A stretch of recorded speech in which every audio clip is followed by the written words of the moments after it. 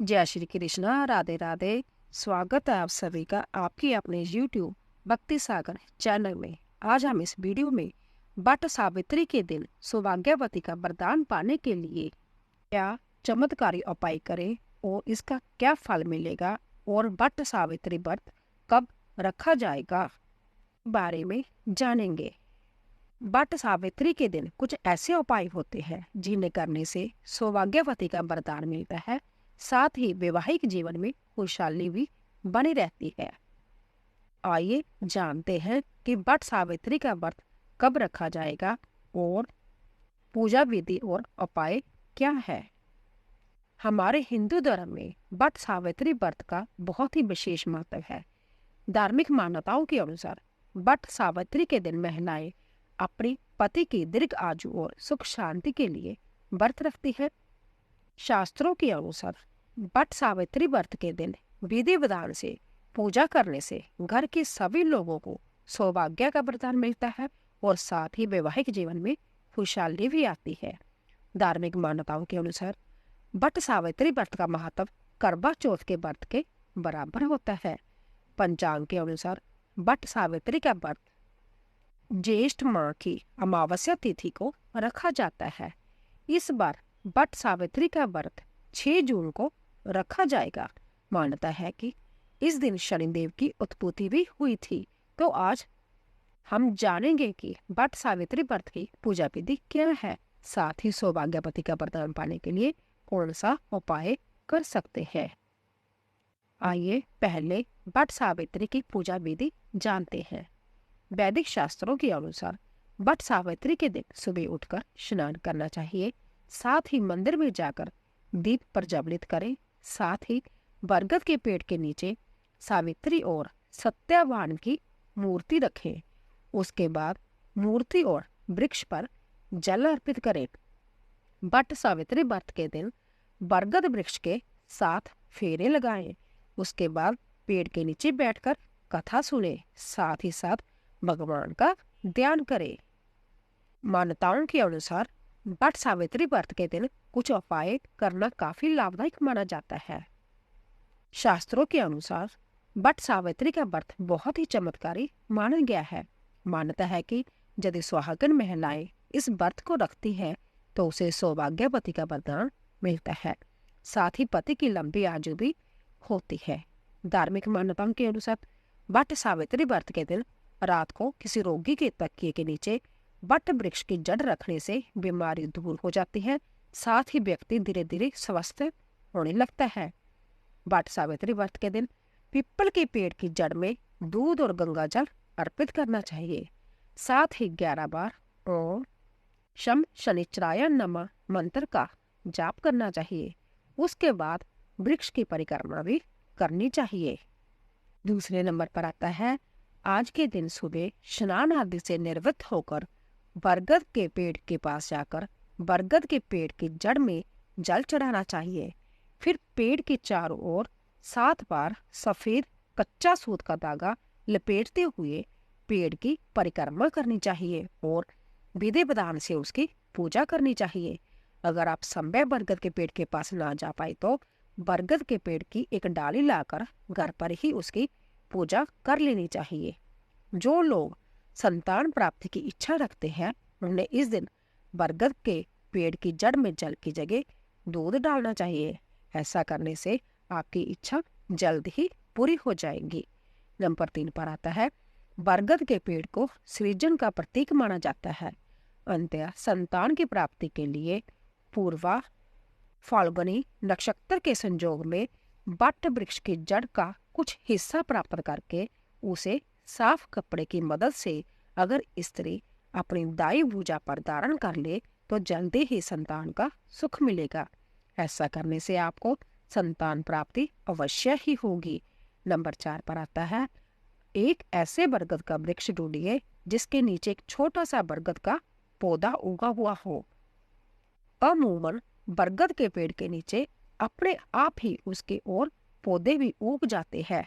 अब उस बरगद के पौधे को प्राप्त करके अपने घर में लाकर उसकी धूप दीप से पूजा करें। ऐसा करने से आपको धन की कभी कमी नहीं होगी।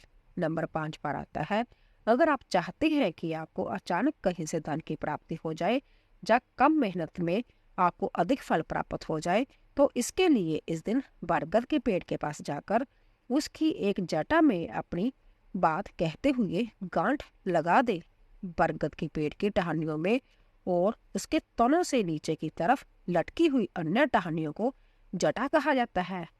उस जटा में गांठ लगाने के बाद घर वापिस आ जाए और जब आपका काम बन जाए तो उस गांठ को खोल दे। ऐसा करने से आपको कभी धन की कमी नहीं होगी। नंबर 6 पर आता है, आपके अन्न के भंडार हमेशा भरे रहे, आपके घर में अन्न से संबंधित कभी कोई परेशानी ना आए। इसके लिए इस दिन बरगद के पेड़ से एक पत्ता आदर पूर्वक घर ले आए। अब उस पत्ते पर थोड़ा सा अनाज रखकर उसे फोल्ड कर ले। अब एक सफेद धागे से उस फोल्ड किए हुए पत्ते को बांधकर आप जहां भी अन्न रखते हैं वहां पर रख दे। ऐसा करने से आपके अन्न के भंडार हमेशा भरे रहेंगे। नंबर 7 पर आता है, बरगद के पत्ते का उपयोग बिजनेस में बढ़ोतरी के लिए भी किया जाता है। अगर आपके बिजनेस की गति भी ठीक नहीं चल रही तो अपने बिजनेस की तरक्की के लिए बरगद का एक पत्ता घर लाकर उसे साफ पानी से धो ले। अब उस पर हल्दी से स्वास्तिक का चिन्ह बनाकर अपने मंदिर में एक स्थान पर रख ले। आपकी परेशानी जल्दी ही दूर हो जाएगी और जब आपकी समस्या का हल निकलने लगे तो उस पत्ते को जल में प्रवाहित कर दे। ऐसा करने से आपके व्यापार की गति अच्छी रहेगी। नंबर 8 पर आता है, परिवार में आर्थिक सुख समृद्धि को बनाए रखने के लिए बरगद के पत्ते पर स्वास्तिक बनाकर उस पर साबुत चावल और एक सुपारी रखकर माता लक्ष्मी के मंदिर में जाकर चढ़ा दे।